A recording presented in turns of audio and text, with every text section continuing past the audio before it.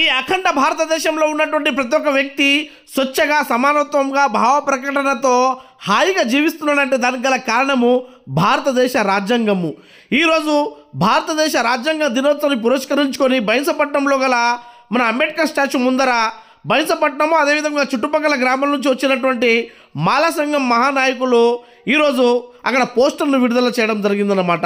ఈ పోస్టర్ యొక్క ముఖ్య ఉద్దేశం ఏమంటే తెలంగాణ రాష్ట్రంలో ఏబిసిడి వర్గీకరణ చేసుకోవచ్చు అని సుప్రీంకోర్టు ఏదైతే మనకు అనుమతి ఇచ్చిందో దానికి వ్యతిరేకిస్తూ పెద్ద ఎత్తున లక్షల మందితో సింహగర్జన కార్యక్రమాన్ని హైదరాబాద్ పట్టణంలో నిర్వహిస్తున్నారు.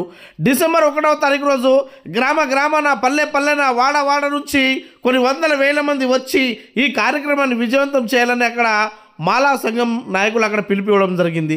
అదేవిధంగా ఏదైతే బీజేపీ పార్టీ చేస్తున్నటువంటి కుట్ర ఉందో ఈ మాల మాదిగలను విడదీయడానికి చేస్తున్నటువంటి కుట్రలో భాగంగా దాన్ని తిప్పికొట్టే విధంగా ఈ సభను ప్రతి గ్రామం నుంచి లక్షల మంది తరలి వచ్చి మన మెజారిటీని కూడా అక్కడ చూయించాలని మన ఏబిసిడి వర్గీకరణ వ్యతిరేక పోరాట సమితి అధ్యక్షులు శంకర్ చంద్ర గారు అక్కడ పిలిపివ్వడం జరిగిందన్నమాట.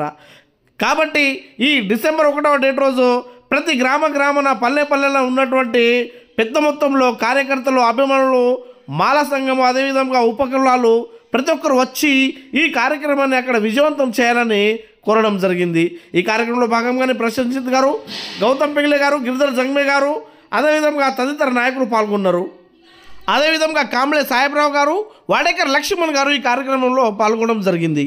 संविधान या देशाला 75 वर्षापासून चालत आहे, परंतु आज काही लोकांचा सपोर्ट घेऊन या देशाच्या राज्य भारतीय घटनेला तोडण्याचा प्रयत्न करत आहेत.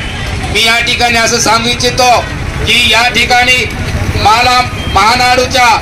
मालाच्या व्यतिरिक्त एक पोराटा समितीच्या आंदोलनलो एक प्रोग्राम हैदराबादला 1 नोव्हेंबरला तमाम मुधोळ तालुक्याच्या पुरे हरेक गावाला आणि मैसा टाउनच्या प्रत्येक गल्लीला माझी विनंती आहे, या आपल्या समाजाला कोण्या राजकीय पार्टीचा सपोर्ट नाही, कोण्या राजकीय पार्टीचा पैसा नाही, तुमच्या मेहनतीचा पैसा, तुमच्या कमाईचा पैसा बाबासाहेबांच्या घटनेला सांभाळण्यासाठी आणि माला या तेलंगणामध्ये जवळ 35 लाख लोक आहेत, परंतु या ठिकाणी मंदाकृष्ण यांनी मादिगा समाजाच्या चांगल्या लोकांना गुमराह करून राजकीय लाभ घेण्यासाठी मातंग आणि माला युनिटी होते फोडण्याचा प्रयत्न करून भारतीय जनता पार्टीला सपोर्ट म्हणून ज्यांनी राजंगाला विरोध आहे,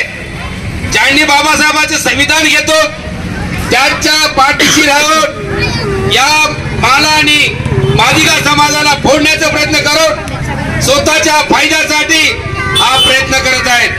म्हणून येणाऱ्या डिसेंबरच्या 1 तारखेला रविवारी प्रत्येक गल्लीमधून प्रत्येक गावामधून स्वतःच्या पैशानं आपल्या कमाईच्या पैशानं माला सिंहगर्जना या कार्यक्रमाला सर्वांनी उपस्थित राहून जवळ मुधोळ तालुक्यामधून 300 ते 350 व्हेकल्स निघणार आहेत.